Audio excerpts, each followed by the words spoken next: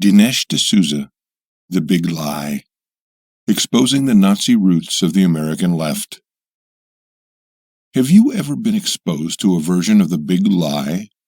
For instance, have you ever been accused by someone of committing wrongs that, in fact, the person accusing you is guilty of? Maybe your messy partner thinks that you're to blame for all the chaos in your shared apartment. According to political pundit Dinesh D'Souza, this is the kind of thinking that conservatives, Republicans, and right-wing voters must deal with every day. But it's on a much bigger scale. In fact, D'Souza argues the leftist accusation that Trump and his supporters are fascists is one such big lie, because it's the people on the left who are the fascists. In these blinks, you'll be led through D'Souza's corrective version of history as he sets about exposing Democrats as the real Nazis, the true fascists and actual racists. From breaking with national traditions to eerie procedures of eugenics, you'll find out all the things that the American left, Democrats, progressives, socialists, and Marxists, has in common with Nazis and fascists. Blink number 1. The left spins the big lie that President Trump and the Republicans are racists and Nazis. Our story begins with Sigmund Freud, the founder of psychoanalysis. Early in his career, Freud became aware of a phenomenon he named transference. This is what happens when, for instance, a criminal blames his misdeeds on his victims. Blaming the victim is a lie, but it's a lie of a particular kind. It's not just distorting the truth, it's turning the truth on its head. Put simply, it's a big lie.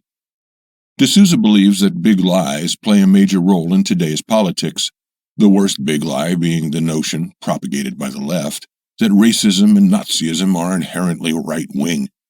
Even American Republicans and conservatives have started believing this. People on the left see racism and Nazism as ideologies of the right, with Democrats and progressives being the historical forces of emancipation, equality, and civil rights. But D'Souza thinks otherwise. For him, the American left were proponents of slavery and the extermination of Native Americans. They promoted racial segregation and even opposed the civil rights movement. The author also believes that the American left is spreading a big lie by accusing President Trump and the Republican Party of racism and fascism. And in his view, academia, Hollywood, and the media are helping to spread it. The left-wing author, Chris Hedges, claimed that Trump's presidency was the dress rehearsal for fascism. Meanwhile, the Hollywood actor Ashley Judd, in response to Trump's election, declared that Hitler is in these streets. The charge of fascism has also been leveled by Democrats. The Democratic presidential candidate Martin O'Malley even accused Trump of bringing fascist appeal right into the White House. To D'Souza, the American left is just playing the fascism and Nazi cards. It's an alarmist and sensational way to condemn conservatism. The author wants to show that racism and Nazism have nothing to do with Republicans or conservatives. For him, as these blinks try to explain, the progressive political left are the real fascists. Blink number 2. President Trump is no fascist, Nazi, or racist. Where do the terms right-wing and left-wing originate? They actually date back to the 1789 French Revolution, where revolutionary partisans sat on the left side of the National Assembly. On the other side of the aisle, the French right wing rallied to the king's defense and consequently became known as conservatives. The author believes that being conservative in America means defending the principles of the American Revolution. That is, economic freedom in the form of capitalism, political freedom and democracy, as well as the freedoms of speech and religion. In contrast, the left distrust the free market system and crave greater federal control. So what about fascism, then? The term comes from the Italian fasci. These were groups of political agitators in 20th century Italy. Fascism, therefore, represents the idea that groups are stronger than individuals. In short, the author claims it's the equivalent of collectivism. Now, given the author's definitions, it seems that President Trump isn't a fascist, a Nazi, or a racist. Sure, Trump has been endorsed by white supremacists like Richard Spencer, but does this make Trump a racist? Trump didn't endorse Spencer's policies, after all. And just because racists approve Trump's policies on things like immigration, that doesn't make Trump a racist. Trump's also been accused of authoritarianism in the mode of fascist dictators like Mussolini or Hitler. But authoritarianism isn't the same as fascism. Progressives also like to say Trump is a fascist because fascism and Nazism were nationalist movements. They love linking this form of nationalism to the patriotism of the American right. But American nationalism is different. It's about using traditional symbols like the American flag. That's very different from the Italian fascists and Nazis, both of which broke with national traditions. Mussolini scoffed at the Italian flag, while Hitler introduced the Nazi swastika flag. Blink number 3. Fascism grew out of socialism, and is thus a product of the left. In 1922, Mussolini established the world's first fascist regime in Italy. Even today, when we think of fascism, we associate it with Mussolini and Hitler. We think of fascism on the right of the political spectrum. D'Souza argues that this is all a big lie. For him, the first fascists were actually Marxists. Mussolini, after all, had irreproachable socialist credentials. He was born into a socialist family, and by the time he was 21, he knew the orthodoxies of Marx and Engels inside out. He wrote for El Proletario, a socialist weekly published in New York. By 1912, he was on the board of directors of the Italian Socialist Party. Mussolini wasn't just a socialist either. He was the leader of the Italian socialist movement. Hitler was a socialist too. That's why he called it the National Socialist German Workers' Party. Hitler and Mussolini didn't switch from socialism to fascism. They were always going to head that way because fascism and socialism have common origins. In fact, the rise of fascism was a response to Marxism's failure to materialize properly. Karl Marx had predicted that as capitalism matured, the working class would eventually rise up against the bourgeois class. However, even as capitalism took hold in the 19th and early 20th centuries in Europe, Marx's forecasts failed to come true. Instead, the living conditions for the working classes improved. The proletariat and the bourgeoisie were actually on amiable terms. The theoretical basis of Marxism was shaken to its core, but as Mussolini was quick to realize during World War I, the working classes had more of an identity based on nationality than on class. He therefore set about developing fascism as a new, practical form of socialism. For the author, it's very simple. Fascism is a legacy of the left. Blink number 4. The Democrats are responsible for black slavery and the uprooting of Native Americans. They even inspired the Holocaust. Hitler hated America's unrestrained Jewish capitalism, but there was one thing he did admire: American racism. On top of that, Hitler's policy for the acquisition of new land for the German race, known as Lebensraum, was inspired by the Democratic Party. The Democrat Andrew Jackson, who served as president between 1829 and 1837, regarded Native Americans as alien occupiers of land destined to belong to white settlers. The Democrats needed a solution to their Indian problem. The aim of Jackson's Indian Removal Act of 1830 was to displace the Native Americans. The threat of genocide was made overt. The Democratic governor of California, Peter Burnett, even openly called for a war of extermination. Hitler saw how the American government had displaced North America's native inhabitants. D'Souza therefore argues that Hitler was inspired by the actions of the Democrats and that he applied their strategies to Eastern Europeans, Russians, and, most of all, Jews. The author asserts that Nazi concentration camps are a legacy of the Democratic Party. After all, slavery was an institution of the democratic American South, whereas the Republican Party had been founded as an anti-slavery party prior to the Civil War. He claims that, in 1860, no Republican owned a slave. For D'Souza, the Democratic plantations and Nazi concentration camps were very similar. They were both systems based upon an ideology of inferiority. The Nazis saw the Jews as Untermenschen, literally subhumans, while slave owners thought blacks were animals. The author also believes that work routines for black slaves and Jewish prisoners were similar. Both toiled in groups from dawn to dusk. Genocide? Concentration camps? These are the dark secrets of the Democratic Party. Blink number 5. The Nazi Nuremberg laws were inspired by the Democrats, and anti-capitalism is inherently anti-Semitic. In 1934, the Nazi Ministry of Justice concocted the Nuremberg laws to oppress German Jews.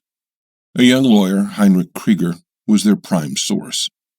Krieger had researched U.S. race law at the University of Arkansas, and it was Krieger who perceived how democratic segregation laws could be used against the Jews. The Nazis were quick to realize that U.S. segregation and miscegenation laws could be reformulated for their own purposes. U.S. segregation laws forbade interracial marriage, and they segregated accommodation and even drinking fountains. What the Nazis particularly liked was how the U.S. laws created two classes of citizens, first and second class. It was the Democrats who enacted and enforced segregation laws in the American South. Therefore, the author says the Democrats inspired the Nuremberg laws that denied German citizenship to Jews and prohibited Jews from marrying or having sex with citizens of German or kindred blood. On top of that, D'Souza believes that the roots of anti-Semitism are to be found in anti-capitalism and leftist movements. He says that Nazi anti-Semitism and the anti-capitalist ideology of what he terms the democratic left in America both stem from the same source. Hitler's anti-Semitism is the result of anti-capitalism. He saw capitalism and entrepreneurship as consequences of Jewish immorality. According to the author, Marx also thought that capitalism was a Jewish phenomenon. Socialism would free society from Jewish capitalism. And just like the American left today, Hitler differentiated between two sorts of capitalism, productive capitalism and finance capitalism. Hitler associated finance capitalism with the swindling Jew. D'Souza argues that the left's denouncement of capitalists as greedy profiteers is similarly anti-Semitic. Blink number 6. Like the Nazis, American progressives promote eugenics.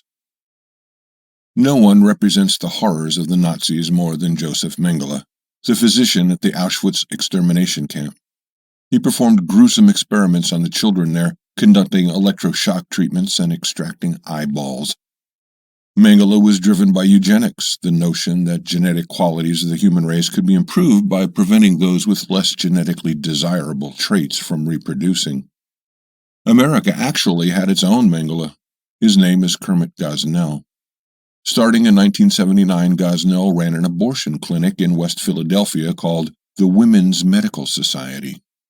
There, Gosnell performed late-term abortions.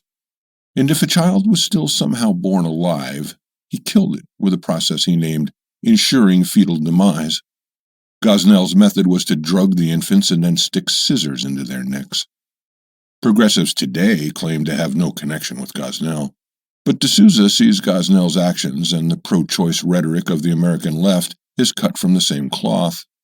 To him, Nazi eugenics, Gosnell, and progressive causes are all linked. On top of that, in the early 20th century, American progressives forced certain people to get sterilized, just as Nazi eugenicists would later do. In 1907, a law was passed in Indiana that forced sterilization upon confirmed criminals, idiots, imbeciles, and rapists. 26 other states went on to pass similar laws. Over the next 30 years, around 65,000 people were sterilized against their will. But it would be wrong to say that eugenicist thought has since vanished in the United States. The author claims that Planned Parenthood, an organization that provides reproductive health care, is bound together with the eugenics movement. Its founder, Margaret Sanger, defended sterilization and demanded that prospective parents obtain permits to protect society against the propagation and increase of the unfit. Therefore, D'Souza sees the American left as complicit in the ideology of eugenics because they support Planned Parenthood and promote birth control. Blink number 7. Franklin D. Roosevelt was the first American Führer, and Woodrow Wilson was a proto-fascist. Franklin D. Roosevelt is a hero of the American left. According to their narrative, he should be lauded because he resurrected the American economy after the Great Depression and defeated Nazi Germany. To the author, however, FDR was the first American Führer. It was he who set the American left on its fascist path. How, you ask, can FDR be a fascist if he defeated Hitler? First of all, the author claims that FDR did not defeat Hitler. Actually, the Soviet Union is the primary reason that the Nazis lost. FDR's U.S. forces only helped facilitate their surrender. The author also thinks FDR's New Deal policies were fascist because they championed state-run capitalism, just like the Nazis and the Italian fascists. Policies like the National Recovery Act, NRA, damaged the American free market since they meant the government could set production targets, wages, prices, and working hours across all industries. The policies were depicted as the middle ground between socialism and capitalism, but the author thinks it was actually the American work ethic and its entrepreneurial skills that rescued the country. Plus, Mussolini and Hitler saw FDR as a fellow dictator. The Nazi newspaper, Völkischer Beobachter, even praised the New Deal for being fascist in tone. But then, claims the author, FDR had learned his tricks from the American proto-fascist President Woodrow Wilson. FDR had served as a Navy secretary in the Wilson administration that lasted from 1913 to 1921, and so predated fascism proper. D'Souza insists that Wilson helped revitalize the Ku Klux Klan. Wilson arranged a screening of David W. Griffin's infamous film The Birth of a Nation, which depicts the Klan as the savior of the South. Wilson realized the film's message was terribly true, and soon thereafter new Klan chapters were founded in Oregon, Colorado, Wisconsin, Ohio, Pennsylvania, and New Jersey. Link number 8. The American left exercises its intolerance and power through academia, the media, and Hollywood.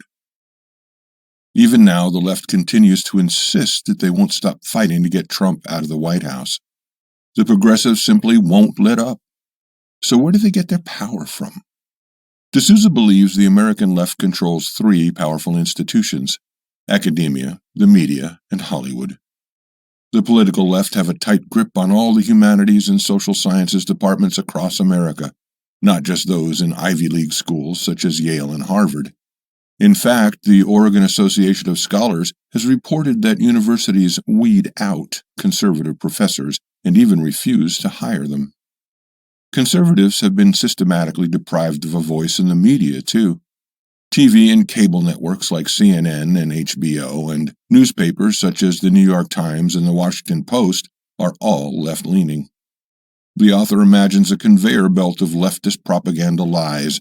They begin in academia, are disseminated by the media, and then are perpetuated by Hollywood sitcoms and motion pictures.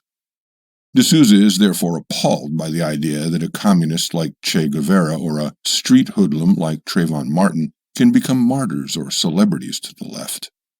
What's more, the author sees the left as intolerant of all opposing viewpoints. The left's intolerance derives from the ideas of the progressive intellectual and anti-capitalist Herbert Marcuse, who fled from the Nazi regime in 1933. Marcuse coined the term repressive tolerance. This concept is often summed up by the mantra, "no toleration of the intolerant." Specifically, Marcuse called for little or no tolerance against right-wing movements and toleration of those from the left. To the author, this means that patriots, Republicans, conservatives, capitalists, and Christians are not tolerated. But he also believes organizations such as Black Lives Matter and anti-fascist groups are tolerated when they shouldn't be. Link number 9. Conservatives must defeat the fascism of the American left. European fascism fell in World War II thanks to outside military force, but actually it would have been possible to stop Hitler and Mussolini from within without the outbreak of war. In Germany, the political opposition made the mistake of trying to accommodate Hitler. The author believes the American conservatives and Republican Party should do their utmost not to repeat this appeasement strategy and to permit the fascism inherent in the left. He thinks there are a couple of ways conservatives can fight the fascist left. First, It's essential to show everyone that people on the American left are the real fascists. Second, America needs a Republican Party that can unite the conservative movement. There's no space for accommodating the fascist left.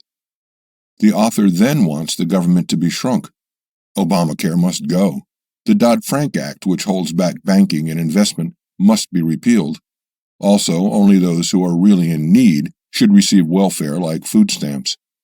In fact, the author believes that the Obama administration deliberately inflated the number of welfare recipients to ensure they became dependent on the government. Next, the Republicans should pass comprehensive tax reforms. Corporate tax should be massively cut, and as many government functions as possible should be privatized. And to ensure that conservative policies are kept in place, the Supreme Court should be stacked with conservative judges. Simply put, to counter Democratic judges, you need ideologically sound Republican conservatives in place. To really seal the deal, the Republican Party needs to win the votes of blue-collar workers and other minorities who voted Democratic in the past.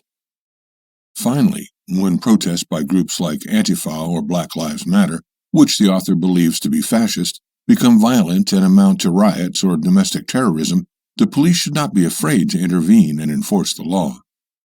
It's only such a radical, strong agenda, twinned with an ideologically uncompromising judiciary and powerful law enforcement, that will ensure perpetual conservative supremacy at the ballot box and defeat of the terror of the progressive left. Thank you for joining us in a reading of our Blinks 2, The Big Lie, by filmmaker, author, speaker, and conservative thinker Dinesh D'Souza. Mr. D'Souza contends that the American left has spun a big lie, trying to make us believe that people on the right are Nazis, fascists, and racists. This is a full inversion of the truth. The American left has much more in common with Nazism and fascism than it would ever admit. Even Germany's Nazis learned from the American democratic left. It is time for American conservatives to fight back and unmask this big lie.